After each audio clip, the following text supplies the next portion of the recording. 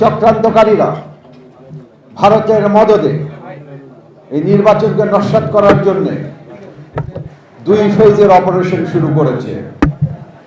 প্রথম ফেজের অপারেশন চলতে থাকবে 10 ফেব্রুয়ারি পর্যন্ত এবং সেকেন্ড ফেজের অপারেশন চলবে 10, 11 এবং 12 ফেব্রুয়ারি পর্যন্ত। প্রথম ধাপে তারা জনমনে ত্রাস সৃষ্টি করবে, সেই জন্য তারা 2 ধরনের টার্গেট বেছে নেবে, সফট টার্গেট এবং হার্ড টার্গেট।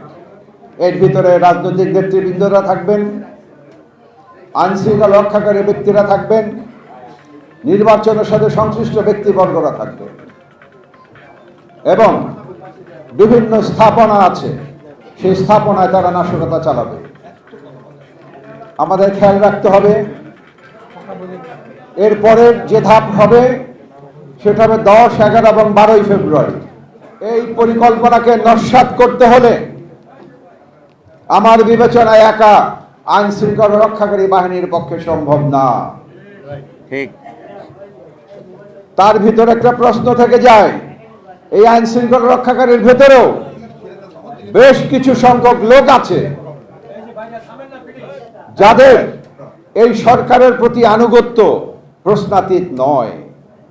এমন অবস্থায় যারা বিপ্লবের পক্ষের শক্তি, যারা দেশপ্রেমিক, যারা বাংলাদেশে জাতীয়তাবাদে বিশ্বাস করেন, তাদের ভিতরে ঐক্যের কোনো বিকল্প নাই।